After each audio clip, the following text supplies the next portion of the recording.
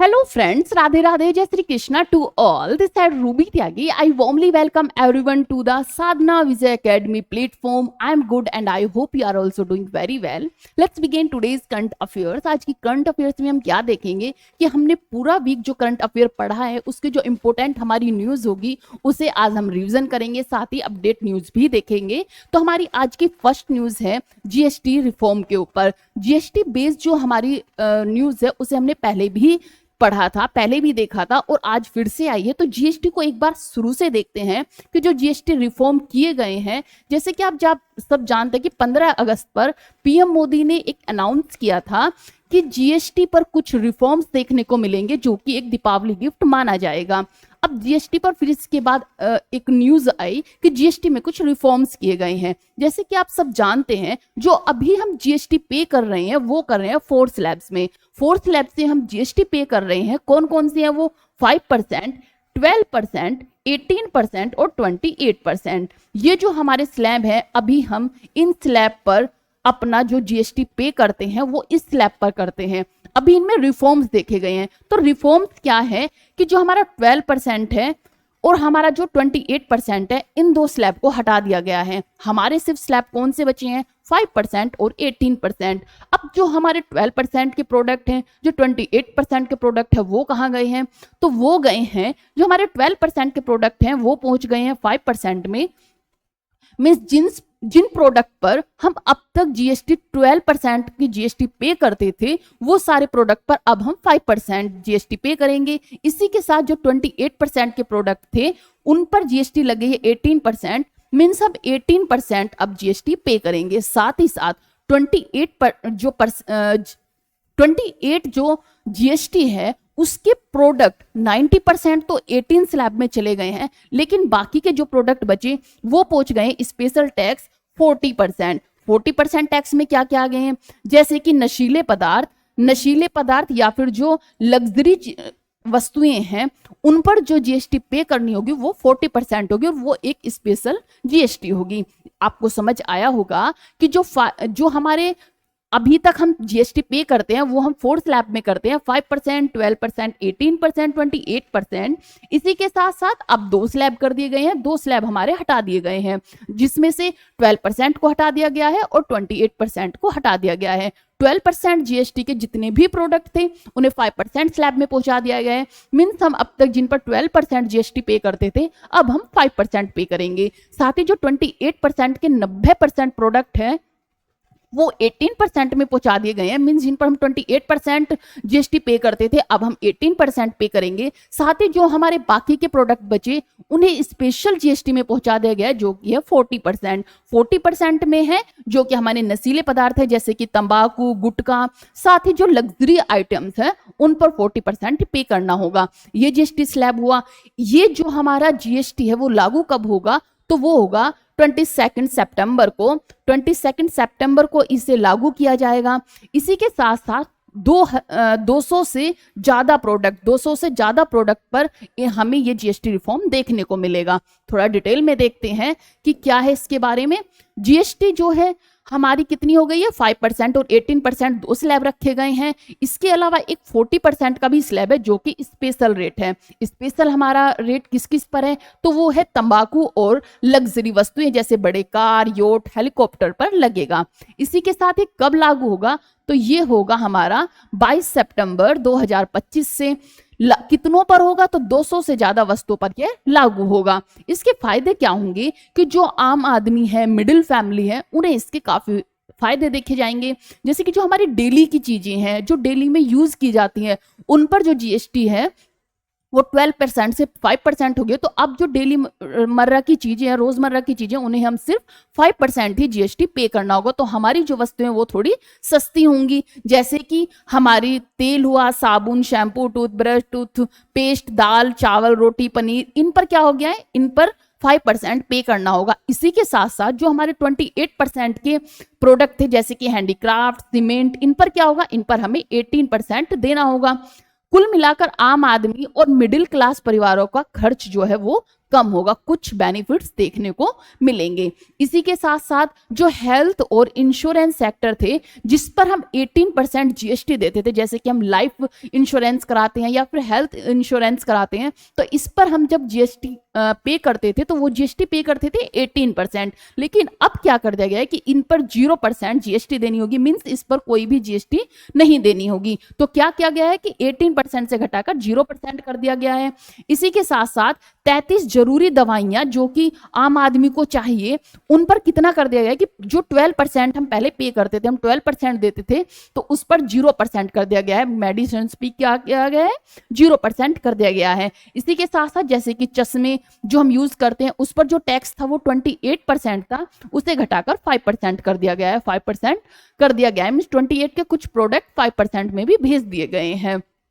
साथ ही साथ उद्योग और कृषि क्षेत्र में राहत मिलेगी, मजदूरों को काफी राहत मिलेगी। और हैंडीक्राफ्ट, मार्बल, लेदर गुड्स जो टैक्स है उस पर 12% से घटाकर कितना कर दिया गया है, वो 5% कर दिया गया है। कितना, 5%। इसी के साथ जो मैन मेड फाइबर है जैसे कि कपड़ा उद्योग, उस पर टैक्स घटाकर उस पर भी 18 से 5% कर दिया गया है। मैन मेड यार्न होगा जैसे कि 12% से घटाकर 5% कर दिया गया है।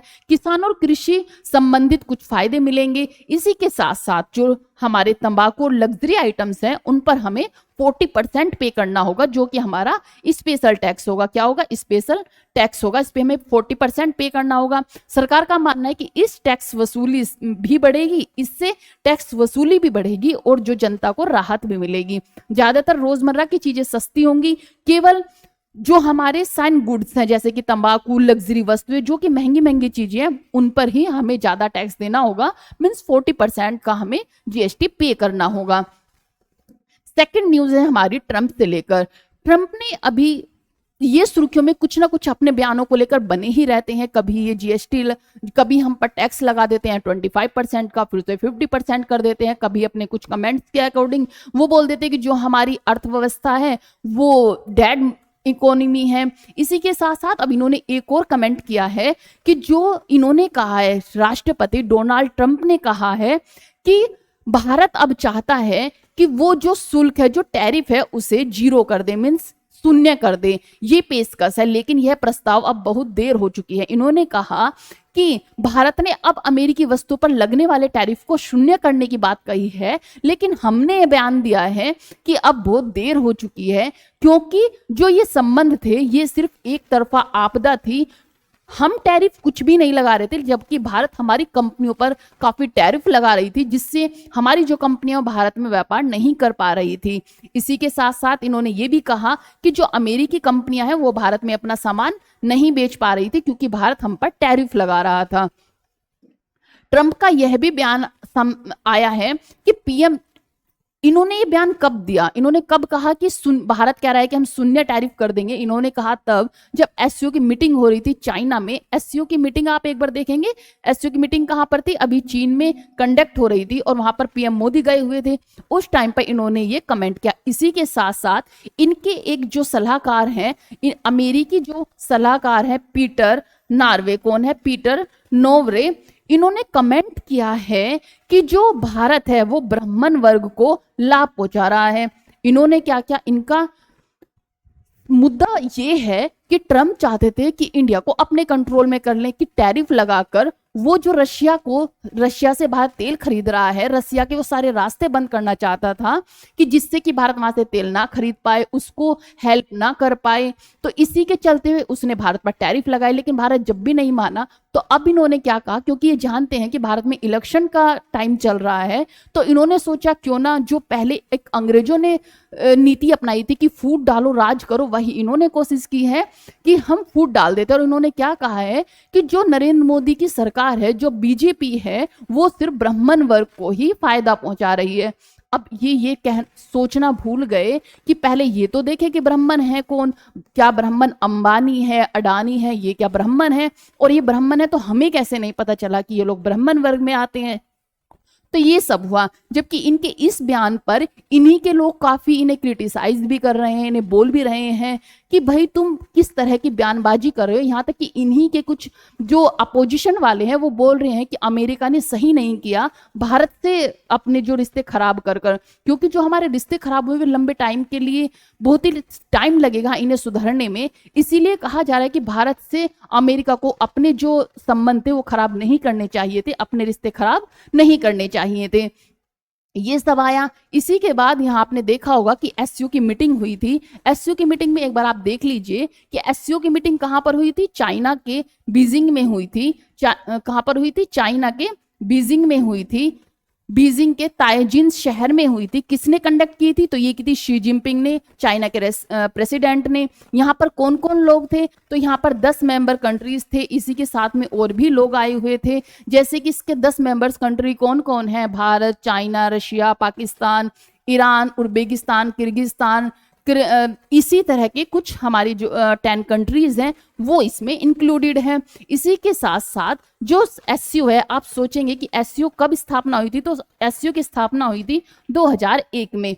इसके बाद भारत कब इसका मेंबर बना, तो भारत बना 2017 में। भारत 2017 में इसका मेंबर बना, साथ ही पाकिस्तान भी तभी मेंबर बना। भारत और पाकिस्तान साथ ही मेंबर्स बने एससीओ के। तो कब बने, ये बने 2017 में।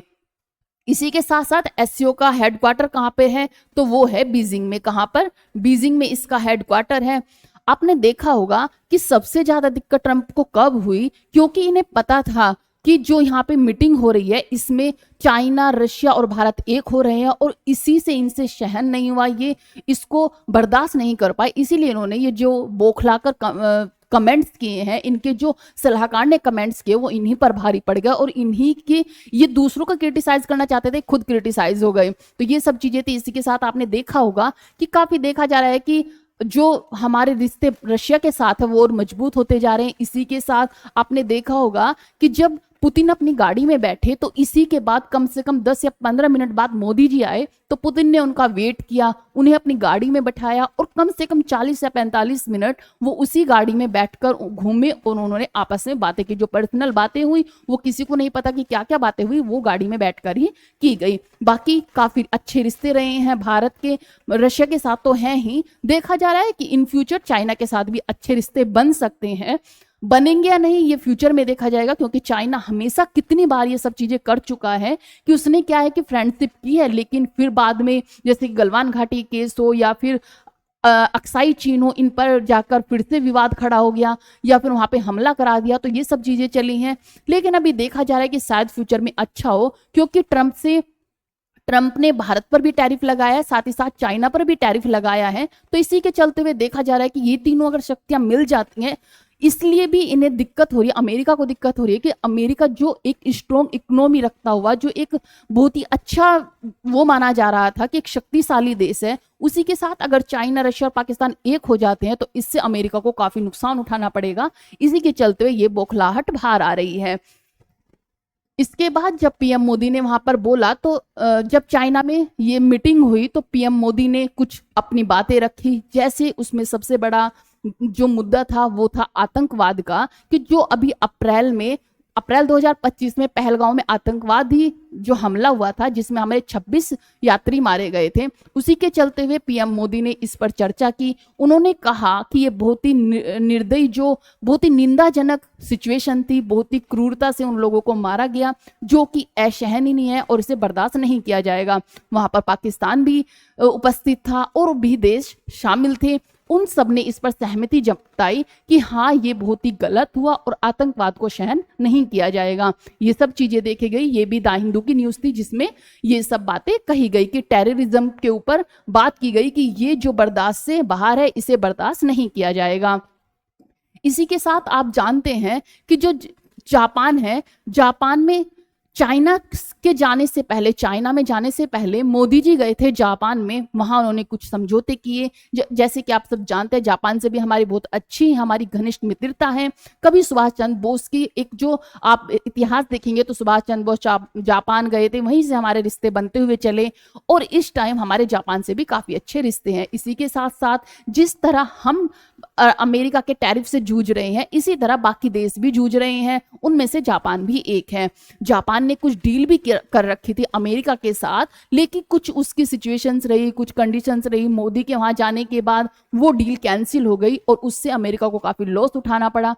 और भारत ने काफी समझौते किए जापान के साथ में। कौन कौन से समझौते किए, तो हम देखेंगे कि टोक्यो में 29 अगस्त को जापान के प्रधानमंत्री कौन है, शिगेरू इशिबा। कौन है, शिगेरू इशिबा ने भारतीय समकक्ष नरेंद्र मोदी से शुक्रवार को आर्थिक सुरक्षा संबंधों को और गहरा करने पर सहमति जताई, क्योंकि नई दिल्ली को नए अमेरिका टैरिफ का सामना करना पड़ा है। भारत को किसका सामना करना पड़ रहा है, जो ट्रंप ने 50% टैरिफ लगाया है।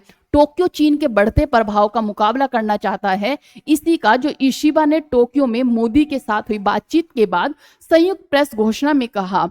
क्या कहा, ये आपको देखने लायक है कि जापान और भारत को एक दूसरे की ताकतों का उपयोग करना चाहिए, एक दूसरे की चुनौतियों को हल करने में मदद करनी चाहिए, और यहाँ तक कि भविष्य में फ्यूचर की पीढ़ियों को जिन मुद्दों का सामना करना पड़ेगा उन्हें भी मिलकर सुलझाना चाहिए। मैं फ्यूचर में जो हमारी चीजें हो सकती हैं, जो गलत कदम हो, जो टैरिफ लगाया जा रहा है, फ्यूचर में जो लोग उन्हें झेलेंगे, उसी के चलते हुए कहा गया कि जापान को और भारत को एक होकर इनका सामना करना चाहिए, इनका वो आदान प्रदान करना चाहिए। सामने का मतलब क्या था कि जो हमारे प्रोडक्ट हैं हम जापान को दे और जापान अपने मैक्सिमम प्रोडक्ट भारत को बेचे। तो इससे क्या होगा कि लेन देन ज्यादा बढ़ेगा, और जो हम अमेरिका पर आश्रित हैं या अमेरिका से कुछ प्रोडक्ट मंगाते हैं तो उन्हें हम जापान से, चाइना से, रशिया से इस तरह से मंगाए तो क्या होगा, इससे ट्रंप को काफी लॉस उठाना पड़ेगा। और जो ये टैरिफ का जो सारा झमेला चला हुआ है, जो टैरिफ हर एक कंट्री पर लगाए हुए हैं, वो शायद कुछ कम हो, उस पर कुछ राहत देखने को मिले। इसी के साथ साथ जो जापान में 15वें शिखर सम्मेलन में जब वो गए तो भारत और जापान ने अगले दशक के लिए 10 ट्रिलियन येन का निजी निवेश किया। ये आप याद रखेंगे, 10 ट्रिलियन येन का निजी निवेश लक्ष्य तय किया। भारत जापान समझौते क्या क्या हुए, तो भारत जापान समझौते नेक्स्ट डिकेड जॉइंट विजन अपनाया गया, जिसमें 8 स्तंभों, किसमें 8 स्तंभों के तहत आर्थिक सुरक्षा, तकनीक, स्वच्छ ऊर्जा, स्वास्थ्य, संस्कृति, मोबिलिटी और सब नेशनल साझेदारी शामिल है। मींस 8 स्तंभों पर ये समझौते हुए कि 8 स्तंभों में भारत और जापान के जो लेन देन होगा, जो निर्यात और आयात होगा, इंपोर्ट एक्सपोर्ट होगा, उसे बढ़ाया जाएगा, उसे बांटा जाएगा, मींस इसमें साझा किया जाएगा। कई एमयूज और पहले एआई और एक जो शिकानसेन जो एक मेट्रो है उसे चलाया जाएगा, उस पर भी एक समझौता किया गया कि यहाँ से टेक्निक को लाया जाएगा और भारत में भी इसे चलाया जाएगा। ल्यूपेक, स्वास्थ्य, एसएमईज, बैटरी आदि की शुरू की जाएगी। ये 8 स्तंभ है। भारत चीन संबंध, अब भारत चीन संबंध में चलते हैं। भारत जापान का हुआ, भारत चीन संबंध में क्या हुआ, चीन व्यापार उड़ानों का पुनरारंभ, चीन दोबारा निर्यात करेगा।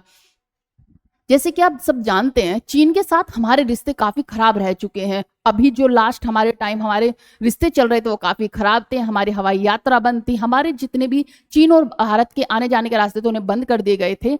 तो अब जब हमारी जो मित्रता है, थोड़ी हमारे रिश्ते सुधर रहे हैं, तो इसी के साथ साथ हवाई जो हमारे जहाज यात्रा है उन्हें खोला गया है, जो हमारे आने जाने की यात्रा उन्हें फिर से शुरू किया गया है, आयात निर्यात किया गया है, जो हमने टैक्स लगाए हो तो उन्हें कम करने की बात की गई। एससीओ में विकास साझेदारी का समर्थन किया गया, एससीओ में भी गए हैं। कनेक्टिविटी जो परियोजनाएं हैं उनकी भी स्थापना आदि शामिल है, ये सब किए गए। तो ये थी हमारी करंट द हिंदू की न्यूज। अब चलते हैं हम अपने जो हमारा रिवीजन है उसे करेंगे। जैसे कि फर्स्ट न्यूज है, जनजातीय गौरव वर्ष पहल के तहत भारत का पहला एआई शक्ति अनुवादक जो आदिवासी भाषाओं के लिए लॉन्च किया गया, उसका नाम क्या है, तो वो है आदिवानी। क्या है, आदिवानी इसका नाम है, जो कि एआई क्या है, एआई है, और वो इन भाषाओं को लॉन्च किया गया है, एआई भाषा में लॉन्च किया गया। एआई ने किस भाषा में लॉन्च किया है, तो जो आदिवासी भाषाएं हैं उनमें लॉन्च किया गया है। मीन्स आदिवासी भी जो भाषाएं उन्हें भी बोला जाएगा। तो ये पहले एआई शक्ति है, इसलिए भी याद रखेंगे क्योंकि ये भारत का पहला एआई शक्ति है जो अनुवादक बनाए। कौन है, आदिवानी। आदिवानी भारत का पहला एआई शक्ति अनुवादक है जिसने जनजातीय गौरव वर्ष की श्रेणी में शुरू किया गया। विकास और सहभागिता क्या है इसकी, कि यह परियोजना आईआईटी दिल्ली के नेतृत्व में विकसित की गई है, जिसमें bits Pilani, IIT Hyderabad, IIT नया रायपुर और विभिन्न ट्राइबल रिसर्च इंस्टीट्यूट शामिल है। जैसे कि जो हमारे ट्राइबल रिसर्च इंस्टीट्यूट है, जैसे झारखंड के, उड़ीसा, मध्य प्रदेश, छत्तीसगढ़ और मेघालय के साथ यह सहयोग शामिल किया गया है। सेकंड न्यूज है, ग्लोबल पीस इंडेक्स में एशिया के सबसे शांतिपूर्ण देश कौन सा बना है। तो जो ग्लोबल पीस इंडेक्स में एशिया में, किसमें पूछा जा रहा है, ये एशिया में। विश्व में आपको मैंने पढ़ाया था आइसलैंड है, जबकि एशिया में कौन है, सिंगापुर। कौन है, सिंगापुर। सिंगापुर एशिया का सबसे शांतिपूर्ण देश बना 2025 में ग्लोबल पीस इंडेक्स में। विश्व स्तर पर 6वां स्थान प्राप्त कर चुका है और एशिया का सबसे शांत देश बना है। सिंगापुर अकेला एशियाई देश है जो जीपीआई में 10 ग्लोबल टॉप 10 में शामिल हुआ है, मींस इसका 6वां स्थान है। बाकी अगर एशिया में आप देखेंगे तो सिंगापुर फर्स्ट नंबर पर है। दक्षिण एशिया की तुलना में देखेंगे तो जो जापान की रैंकिंग है वो किस पर है, वो दूसरे नंबर पर है। 12वां ग्लोबली, जो विश्व में है वो 12वां स्थान है, वैसे वो दूसरे नंबर पर है। मलेशिया 13वां ग्लोबली स्थान है और वैसे ये तीसरे स्थान पर है। मींस फर्स्ट पर कौन है, फर्स्ट पर है सिंगापुर, सेकंड पर है जापान और थर्ड पर है मलेशिया। कौन सा, मलेशिया।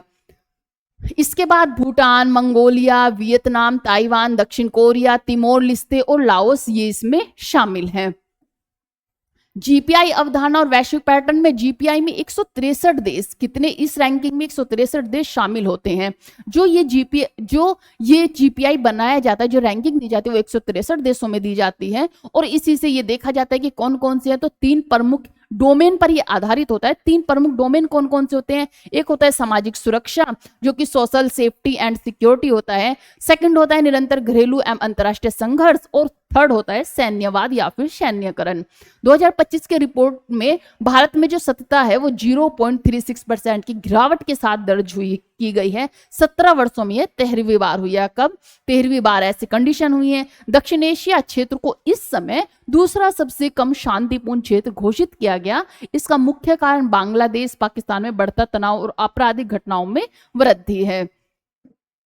भारत में पहला बैरियर फ्री टोलिंग सिस्टम कौन सा, भारत में का पहला barrier free tolling system multi lane free flow कहाँ लॉन्च किया गया है, तो ये कहां पर किया गया है, ये किया गया है NH40 गुजरात। कहां पर, गुजरात में। गुजरात में कि NH48 पर 84 टोल प्लाज्मा पर किया गया है।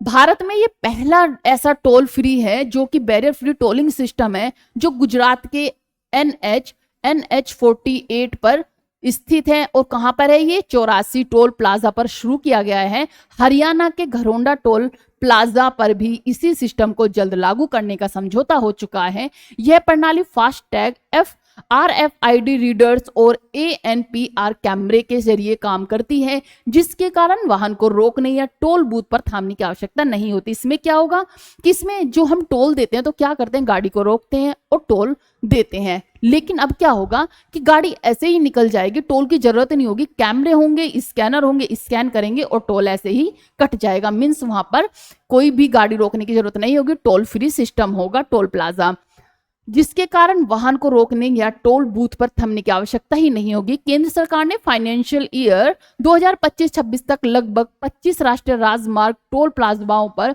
इस तकनीक को लागू करने का लक्ष्य रखा है। कितना, 25 राष्ट्रीय राजमार्ग, 25 NH को। इससे जाम और यात्रा समय में कमी होगी, ईंधन की बचत होगी, प्रदूषण में कमी होगी। टोल वसूली में है वो उसमें क्या आएगी, पारदर्शिता आएगी और दक्षता देखी जाएगी जैसी महत्वपूर्ण सुविधाएं मिलेंगी। सेविंग्स प्रो क्या है, भारत का पहला ऑटो इन्वेस्टिंग सेविंग अकाउंट किस बैंक द्वारा लॉन्च किया गया है, तो ये किया गया है जियो पेमेंट बैंक के द्वारा। किसके, जियो पेमेंट बैंक के द्वारा इसे लॉन्च किया गया है। नवाचार, auto investing saving account saving pro Jio payments bank द्वारा लॉन्च किया जा रहा है, जो भारत में पहला ऐसा, फिर से ये फर्स्ट है तो याद करने के लिए है, ऐसा सेविंग अकाउंट है जो आइडियल बैलेंस पर्याप्त उपयोग में आने वाली जमा राशि को ओवरनाइट म्यूचुअल फंड्स में स्वतः निवेश करता है। कैसे काम करेगा? तो ये सेविंग प्रो होगा में एक ऑटो स्वीप तकनीक शामिल होगी जो आपकी बचत राशि में से अधिशेष भाग को दिन प्रतिदिन ओवरनाइट म्यूचुअल फंड्स में स्वचालित रूप से स्थानांतरित कर देती है। यह पूरी प्रक्रिया सरल होगी, कोई मेन्यू इसमें नहीं होगा, मैनुअल कुछ भी नहीं होगा। पेमेंट बैंक्स जैसे कि जियो पेमेंट्स बैंक में आरबीआई नियम के अनुसार प्रत्येक ग्राहक के लिए 2 लाख तक जमा सीमित होगा। कितना इसमें जमा कर पाओगे आप? इसमें कर पाओगे 2 लाख तक इसमें जमा सीमित होगा। Saving pro model short term cash management के लिए बेहतर है, न कि लॉन्ग टर्म के लिए। सिर्फ शॉर्ट टर्म कैश मैनेजमेंट के लिए ही बेहतर है, लॉन्ग के लिए बेहतर इतना नहीं है। ग्राहक आधार और रणनीतिक विस्तार क्या होंगे कि जो जियो पेमेंट्स बैंक के पास लगभग 25 लाख ग्राहक हैं और 258 करोड़ कितने 358 करोड़ का डिपॉजिट बेस है जून 2025 तक का। जियो फाइनेंशियल सर्विस ने चुनिंदा साझेदारी जैसे कि ब्लैक रॉक असेस्ट मैनेजमेंट, एलिज जो कि इंश्योरेंस है इत्यादि के जरिए अपने वित्तीय उत्पाद पोर्टफोलियो का विस्तार किया है। सेविंग प्रो इसी की हिस्सा है। सेविंग प्रो क्या है? इसी का हिस्सा है। नेक्स्ट क्वेश्चन है, भारतीय रेलवे और भारतीय स्टेट बैंक ने रेलवे कर्मचारियों के लिए उन्नत वीजा लोन सुविधा के लिए किस पर हस्ताक्षर किए हैं? तो ये किए हैं, इसका आंसर क्वेश्चन में ही दे दिया। रेलवे कर्मचारी के लिए उन्नत वीजा लोन सुविधा क्या है? उन्नत वीजा लोन सुविधा क्या है? तो ये है रेलवे कर्मचारियों के लिए उन्नत वीजा सुविधा, जैसे कि है एमओयू भारतीय रेलवे और एसबीआई के बीच एक वित्तीय सुविधा प्रदान करने के लिए। इसका उद्देश्य रेलवे कर्मचारियों को उन्नत वीजा उपलब्ध कराना है और प्रक्रिया को सरल बनाना है। रेलवे कर्मचारी अब बैंक से आसानी से उन्नत वीजा लोन ले सकेंगे। बैंक और रेलवे के बीच प्रतिक्रियाओं को सरल और तेज बनाने के लिए व्यवस्था की गई है। इससे कर्मचारियों को वित्तीय लाभ सुविधा मिलेगी। यह कदम कर्मचारियों के जीवन स्तर को सुधारने और वित्तीय सुरक्षा बढ़ाने की दिशा में है।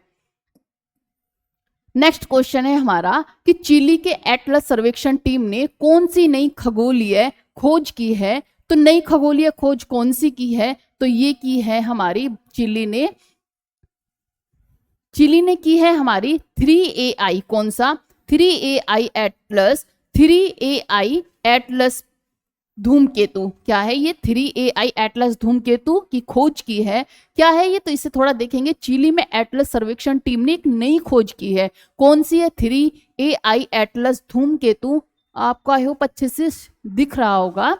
3AI एटलस धूमकेतु का पता लगाया जो खोज अंतरिक्ष और खगोलीय विज्ञान के क्षेत्र में महत्वपूर्ण मानी जा रही है। 3AI एटलस धूमकेतु एक अंतरिक्ष धूमकेतु है जिसे दूरबीन और अत्यधिक एटलस सर्वेक्षण तकनीक से खोजा गया है। इसे 3AI इसलिए कहा गया क्योंकि इसमें 3 प्रमुख चमकते क्षेत्र दिखाई दिए। कितने?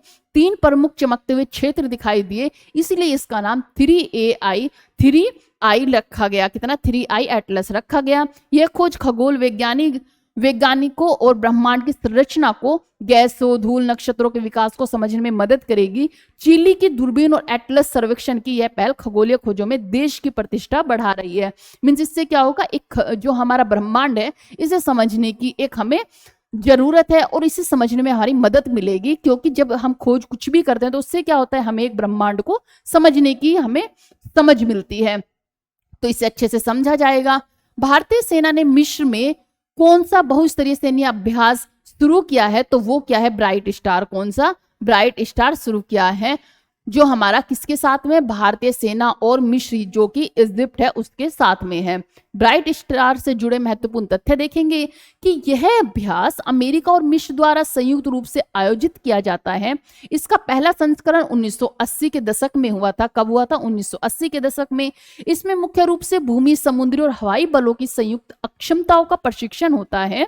भारतीय सेना इसमें युद्धक रणनीति, कमांड, क्या होता है जब भी कोई सैन्य अभ्यास किया जाता है, मैंने आपको पहले भी बताया, जो एक्सरसाइज की जाती है जब भी किसी देश के साथ की जाती है तो उसकी तकनीक को, उसकी टेक्निक को हम साझा करते हैं, अपनी टेक्निक उन्हें शेयर करते हैं, उनकी जो चीजें अपने खुद शेयर करते हैं, तो उनसे हम क्या करते हैं, सीखते हैं कि हम अपनी टेक्निक उन्हें सिखाएं, वो अपनी नई नई तकनीकें हमें सिखाएं। तो इसीलिए ये अभ्यास किए जाते हैं कि भारतीय सेना इसमें युद्धक, रणनीतिक, कमांड और नियंत्रण, बहुराष्ट्रीय संचालन का अनुभव प्राप्त करती है। यह अभ्यास सैन्य कूटनीति और अंतर्राष्ट्रीय सहयोग को मजबूत करने का एक महत्वपूर्ण माध्यम है।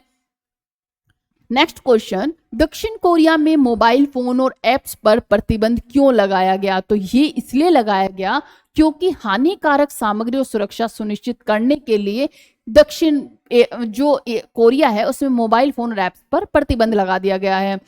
दक्षिण कोरिया में सरकार ने मोबाइल एप्स वेबसाइटों पर प्रतिबंध लगा दिया है क्योंकि यह कदम हानिकारक सामग्री, सुरक्षा कारणों और समाज के नकारात्मक प्रभाव को रोकने के लिए किया गया है। सरकार यह सुनिश्चित करना चाहती है कि मोबाइल इंटरनेट उपयोग सुरक्षित और नियंत्रित रहे। इस प्रकार के प्रतिबंध आमतौर पर जुआ, हिंसा, पोर्नोग्राफी, नकली समाचार जैसी चीजों पर लगाए जाते हैं। नियमों का पालन न करने पर कंपनियों ने उपयोगकर्ताओं को कानूनी कार्रवाई का सामना करना पड़ सकता है। इन्होंने प्रतिबंध लगाए हैं कुछ ऐप्स पर, कुछ जो यूट्यूब पर यूज करते हैं उन पर प्रतिबंध लगाए हैं। अगर कोई इस प्रतिबंध को तोड़ता है तो इसमें फिर कानून का सामना भी करना पड़ेगा। उन्होंने प्रतिबंध की सजा भी निश्चित की है कि अगर इस प्रतिबंध को तोड़ा जाएगा तो इसमें सजा का भी प्रावधान है। ओमान ने नया गोल्डन वीजा कार्यक्रम शुरू किया है। तो ये कहां पर किया गया है? तो ओमान ने जो नया गोल्डन वीजा शुरू किया है वो किया है हमारा विदेशी निवेशकों और प्रतिभाशाली लोगों को आकर्षित करने के लिए। किसे? विदेशी निवेशकों और प्रतिभाशाली लोगों को आकर्षित करने के लिए यह कदम उठाया है। ओमान ने नया मॉडल जो गोल्डन वीजा कार्यक्रम शुरू करने की घोषणा की है। इस पहल का उद्देश्य है प्रतिभा और निवेशकों को आकर्षित करना और देश में लंबे समय तक रहने की सुविधा। मैंने आपको ये न्यूज पहले भी समझाई थी कि जो गोल्डन वीजा है इसमें क्या किया गया है कि अगर आपने एक बार वीजा बनवा लिया तो आप फिर पूरे उसमें ओमान में कहीं पर भी बिजनेस कर सकते हैं। मीन्स ओमान में अगर आपने एक बार बिजनेस लाइसेंस बना लिया तो उसके लिए आपको अलग अलग वीजा लेने की जरूरत नहीं है कि अगर आप कहीं बिजनेस खोल रहे हैं, कोई कंपनी खोल रहे हैं तो उसके लिए आपको अलग से लाइसेंस लेना पड़ेगा, उसकी आपको जरूरत नहीं पड़ेगी। मीन्स गोल्डन वीजा आपके कहीं पर भी आप अपनी कंपनी कोई भी बिजनेस शुरू कर सकते हैं और उसी के साथ क्या होगा, गोल्डन वीजा शुरू हो जाएगा। इससे क्या होगा, इससे जो विदेशी जाते हैं या निवेशक जाते हैं उन्हें जो प्रॉब्लम्स का सामना करना पड़ता है लाइसेंस बनवाने के लिए, काफी लंबा टाइम निकल जाता है, तो उसमें क्या होगी, कमी होगी। उससे वहां पर निवेशक आकर्षित होंगे क्योंकि जब ज्यादा झमेले नहीं होंगे तो क्या होगा, वहां पर ज्यादा निवेश करेंगे और ज्यादा कंपनियां लगाई जाएंगी। इससे ओमान की जो इकोनॉमी है वो भी बढ़ेगी। तो इसीलिए क्या किया गया है, ओमान ने गोल्डन वीजा का शुरू किया है।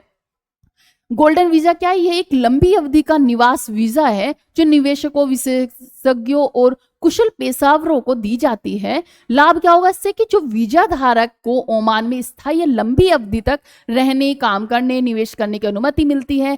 ओमान की अर्थव्यवस्था में विदेशी निवेश बढ़ाना, प्रतिभाशाली लोगों को आकर्षित करना, स्थानीय विकास को बढ़ाना, यह कदम ओमान को अंतर्राष्ट्रीय व्यापार और निवेश का केंद्र बनाने की दिशा में महत्वपूर्ण बनाया गया है।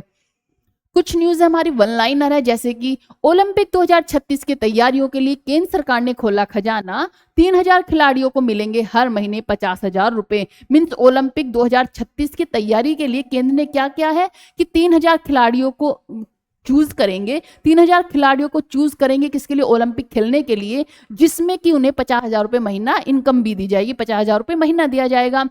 सेकंड न्यूज है, पीएम मोदी की यूके और मालदीव यात्रा मुक्त व्यापार समझौता और रिश्तों को सुधारने पर रहेगा जोर। जैसे कि आप सब जानते हैं मालदीव के साथ भी हमारे रिश्ते खराब हो गए थे। जैसे ही मालदीव में यूसुफ की सरकार आई थी उसी तरह से क्या हुआ, एकदम से कुछ रिश्ते डगमगा गए और मालदीव से हमारे रिश्ते खराब हो गए। लेकिन इसके बाद जब हमने कुछ मालदीव की यात्रा पर बैन लगा दिया, मालदीव की यात्रा पर भारत यात्री नहीं गए। आपने देखा भी होगा कि जो पीएम मोदी और लक्षद्वीप की यात्रा पर गए थे वहां के कुछ नज़ारे दिखाए जो कि मालदीव की ही तरह, वहां पर भी काफी प्रकृति का जो नेचर है वो बहुत ही शानदार है।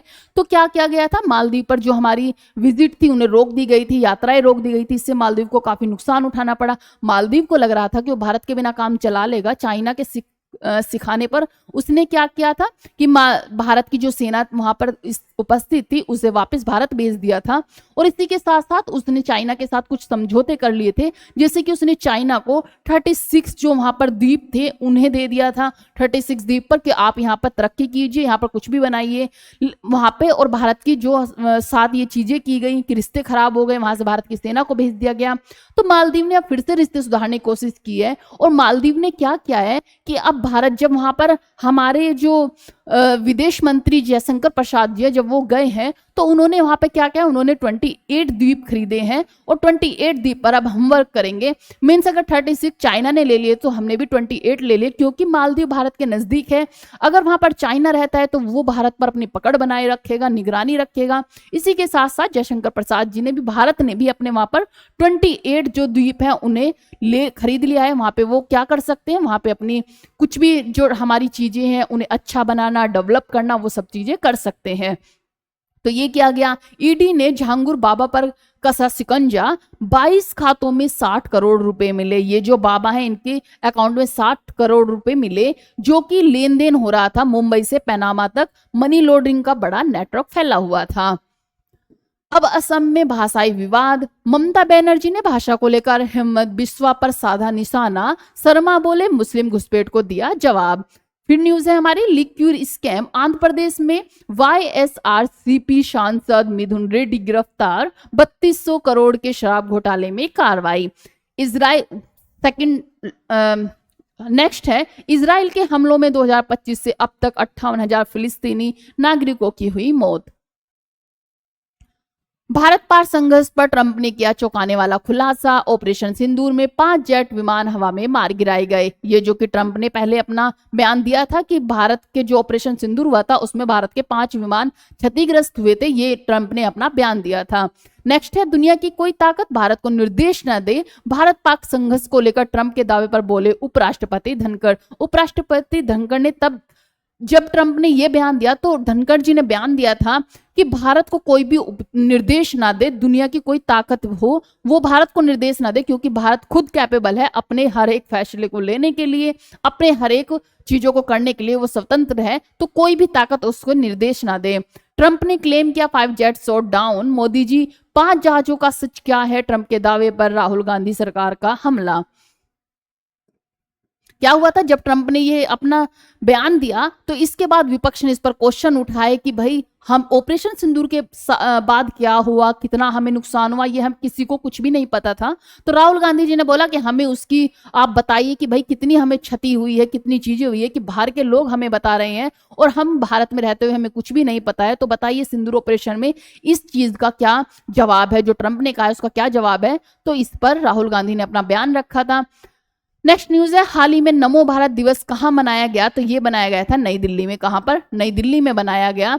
नई दिल्ली में नमो भारत ट्रेनों की पहली वर्षगांठ नई दिल्ली में नमो भारत दिवस के रूप में मनाई गई। नमो भारत ट्रेनें भारत की पहली क्षेत्रीय रैपिड ट्रांजिट सिस्टम है। कितनी?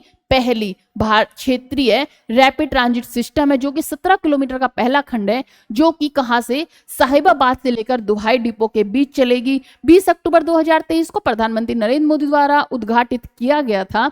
2 खंड थे जो चालू किए गए, जिनमें दुहाई से लेकर मोदी नगर उत्तर मार्च 2024 में और मेरठ दक्षिण जो अगस्त में होगा 2024 में शामिल है। वर्तमान में यह 42 किलोमीटर का एक गलियारा है, 9 स्टेशनों का कवर करता है, जो जल्दी नए जोड़ के साथ 54 किलोमीटर का एक विस्तार बन जाएगा। आरआरटीएस उच्च गति कौशल उपनगरीय कनेक्टिविटी प्रदान करता है, जो सतत शहरी परिवहन समाधान को बढ़ाता है। ये क्या? मोदी नगर साहिबाबाद से लेकर मेरठ तक का ये गलियारा बनाया गया है, जिसमें कहा गया है कि जो साहिबाबाद से दुहाई डिपो तक का है ये 20 अक्टूबर को किया जाएगा, और इसके साथ साथ जो उससे आगे का था मेरठ तक का जो गलियारा था उसे मेरठ दक्षिण तक जोड़ा जाएगा, जो कि अभी चल गया है। साहिबाबाद से और मेरठ तक का ये एक पहला जो हमारे 2 घंटे ने पूरा कर दिया गया है, और ये हमारी कौन सी पहली क्षेत्रीय रैपिड ट्रांजिट सिस्टम है। हाल ही में भारत के प्रधानमंत्री उड़ान योजना के तहत उत्तर प्रदेश के किस जिले में एक नए हवाई अड्डे का उद्घाटन किया गया, तो वो किया गया सहारनपुर में। कहां पर? उत्तर प्रदेश के सहारनपुर में इसका उद्घाटन किया गया, जिसे मोदी जी ने किया था, नरेंद्र मोदी ने। क्षेत्रीय संपर्क योजना आरसीएस उड़ान उड़े देश का आम नागरिक के तहत वाराणसी से 3 हवाई अड्डों का उद्घाटन किया। वाराणसी से कौन कौन सा? तो एक है रीवा जो कि मध्य प्रदेश में स्थित है, अंबिकापुर जो कि छत्तीसगढ़ में है, और सहारनपुर जो कि उत्तर प्रदेश में है, जो कि क्या है? आरसीएस उड़ान योजना के तहत जल्द ही इन हवाई अड्डों में उड़ानें संचालित होंगी। इसी के साथ साथ जो कनेक्टिविटी में सुधार करना है, ये योजना 2016 में भारत की राष्ट्रीय नागरिक उड्डयन नीति के तहत की गई थी, जो कि 2017 में शिमला से लेकर दिल्ली के लिए शुरू की गई थी। सबसे पहले शिमला से दिल्ली के लिए शुरू की गई इस योजना के तहत 144 लाख से अधिक यात्रियों की यात्रा को सुगम बनाया गया, जिसमें पूरे भारत के हवाई यात्रा की पहुंच है। कदार जनजाति मुख्य रूप से किन राज्यों में निवास करती है? तो वो कहां पर निवास करती है? केरल और तमिलनाडु में। कहां पर? केरल और तमिलनाडु में निवास करती है कदार जनजाति। कदार जनजाति क्या? केरल के वांझाचल के कदार जनजाति आक्रामक प्रजातियों में से प्रभावित क्षतिग्रस्त प्राकृतिक वनों को पुनर्स्थापित करने के लिए सक्रिय रूप से काम कर रही है। कदार मुख्य रूप से केरल और तमिलनाडु के जंगलों में रहने वाले स्वदेशी लोग हैं। उन्हें भारत सरकार द्वारा विशेष रूप से कमजोर जनजाति समूह के रूप में मान्यता प्राप्त है। उनका नाम कदार काडू से भी है, जिसका तमिल में क्या है? तमिल और मलयालम में अर्थ है जंगल, जो प्रकृति के साथ उनके गहरे संबंध को दर्शाता है। वे कदार भाषा बोलते हैं, जो तमिल और मलयालम से प्रभावित एक द्रविड़ बोली है। ये लोग वनों में रहते हैं, इन जंगलों से काफी प्यार है। ये एक जो आदि मानव है, आदिवासी है, उन्हें भी आप कह सकते हैं कि आदिवासी है। कहां पर रहते हैं? ये तमिलनाडु और केरल में रहते हैं। वर्ल्ड जस्टिस प्रोजेक्ट द्वारा जारी रूल ऑफ लॉ इंडेक्स 2024 में भारत का कौन सा रैंक है? तो वो है 79। कौन सी रैंक है? 79 रैंक है। वर्ल्ड जस्टिस प्रोजेक्ट के रूल ऑफ लॉ इंडेक्स 2024 में भारत 142 में से 79वें स्थान पर है। शीर्ष स्थान पर डेनमार्क, नॉर्वे, फिनलैंड, स्वीडन और जर्मनी है। यह इंडेक्स 8 संकेतों का आकलन करता है, जिसमें है सरकारी नियंत्रण, भ्रष्टाचार की अनुपस्थिति, खुली सरकार, मौलिक अधिकार, सुरक्षा, नियामक प्रवर्तन, सिविल न्याय और आपराधिक न्याय। भारत सरकारी नियंत्रण 60 और खुली सरकार 44। भारत का जो स्थान है सरकार नियंत्रण में 60वां नंबर है, और जो खुली सरकार है उसमें 44वां स्थान है। औसत प्रदर्शन करता है, जो शासन पर इसके ध्यान को दर्शाता है। और मौलिक अधिकार में 102वां स्थान है। सुरक्षा में 98वां स्थान है। आपराधिक न्याय में 82वां में, जो कि एक खराब स्कोर को दिखाता है। ये इनसे क्या होता है? इससे समस्या भी उत्पन्न होती है कि इतनी खराब रैंकिंग भारत की है। हाल ही में समुद्री परिवहन समीक्षा 2024 रिपोर्ट किस संगठन ने जारी की? तो ये किसने की है? ये की है संयुक्त राष्ट्र विकास कार्यक्रम ने इसे शुरू किया। संयुक्त राष्ट्र व्यापार और विकास सम्मेलन, संयुक्त राष्ट्र